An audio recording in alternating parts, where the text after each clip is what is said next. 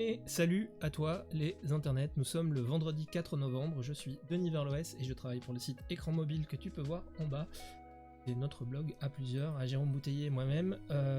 Alors, que s'est-il passé dans l'actualité tech et mobile de ce vendredi? On va commencer par les résultats de Apple qui ont été annoncés, enfin plutôt la capitalisation boursière de Apple et qui a atteint des records ce jeudi. Et c'est rapporté par nos confrères de Presse Citron.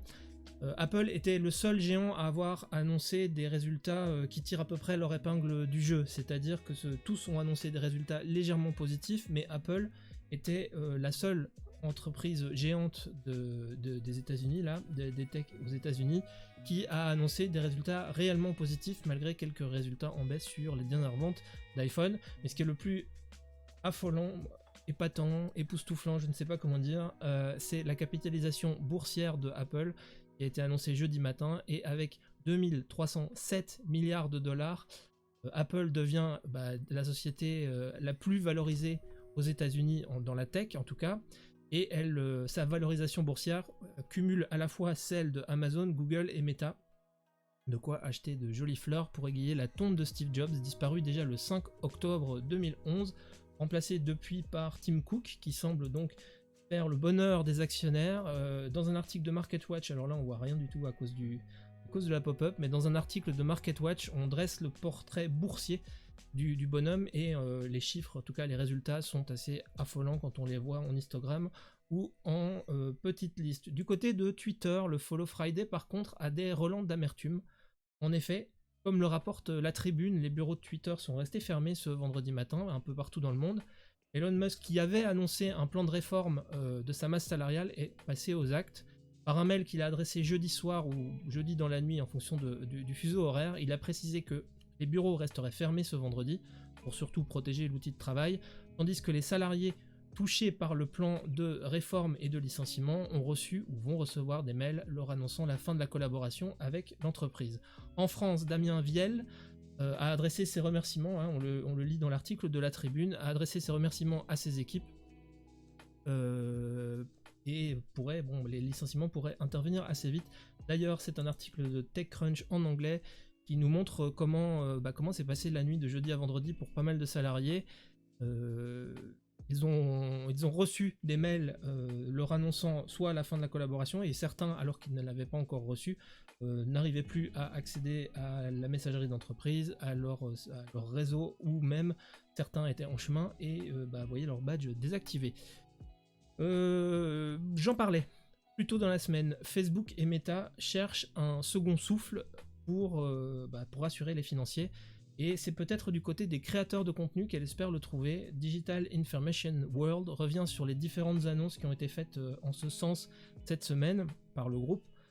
Notamment du côté de Reels et d'Instagram, on voit un peu les nouveautés qui sont annoncées, notamment la possibilité de fournir des virtual goods aux gens qui typent ou qui donneraient un pourboire à leurs créateurs de contenu les plus férus, ou de gratifier, pour un créateur, la possibilité de gratifier un utilisateur d'un contenu en plus parce qu'il a souscrit un abonnement.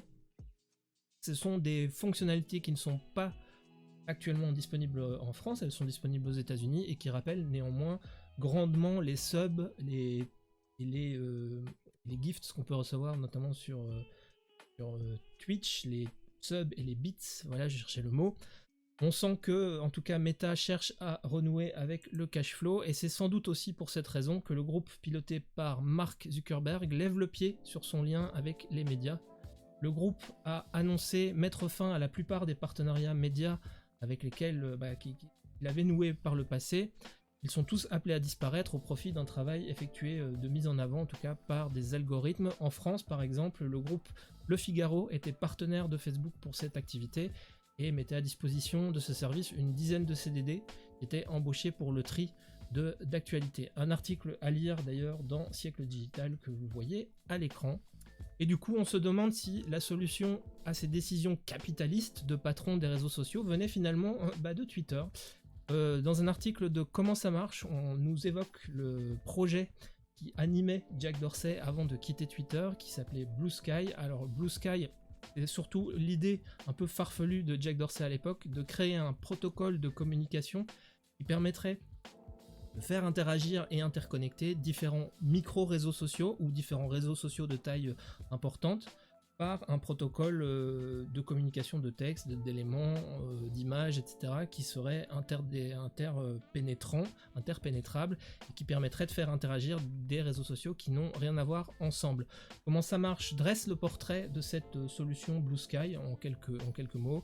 Et on voit aussi que apparemment, depuis quelques jours, le projet qui n'est pas encore officiellement lancé n'arrête pas d'accumuler les gens qui ont envie d'en savoir plus, un peu à l'instar de ce qui se passe pour Mastodon, le réseau social décentralisé.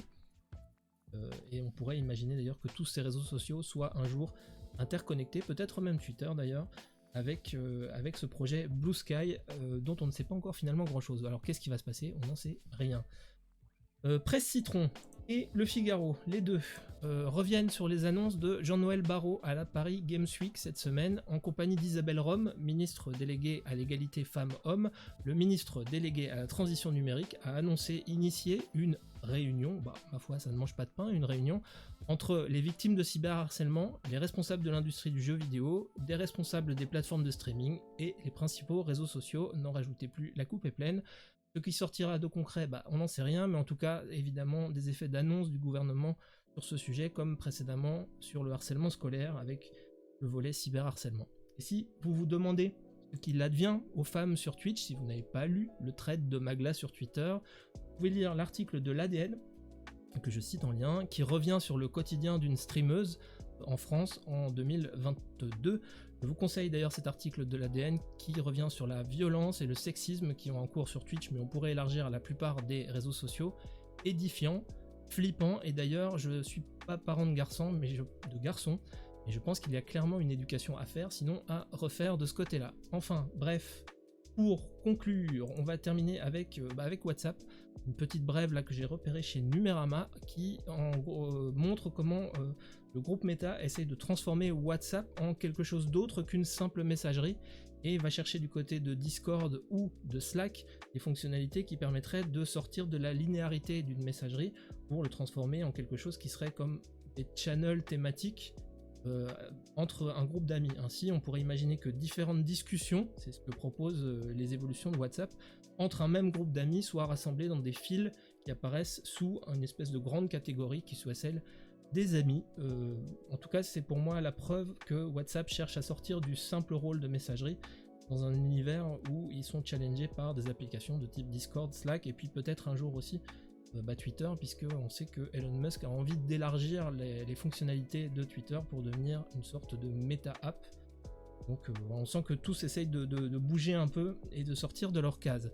Voilà, c'est environ tout pour aujourd'hui. Alors c'est parti pour l'instant promo. Si tu aimes ce que tu as vu, tu peux aller voir le site ecranmobile.fr où tu retrouveras la version écrite et les liens de cet audio ou de cette vidéo.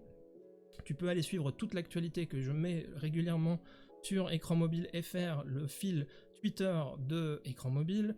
Tu peux bien sûr retrouver sur YouTube cette vidéo ou en cherchant les farouchements des étourneaux sur ton appli de podcast préféré. J'ai pris les farouchements des étourneaux parce que je pense que ça, personne d'autre n'aura pris pour une actualité technologique.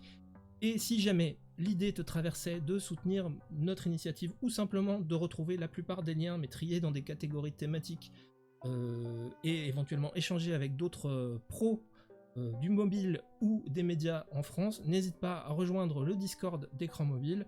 Bref, tu fais comme d'hab, tu lâches des pouces, t'envoies des likes là où tu peux, t'envoies du love quand il y a moyen, et surtout là où c'est légal de le faire.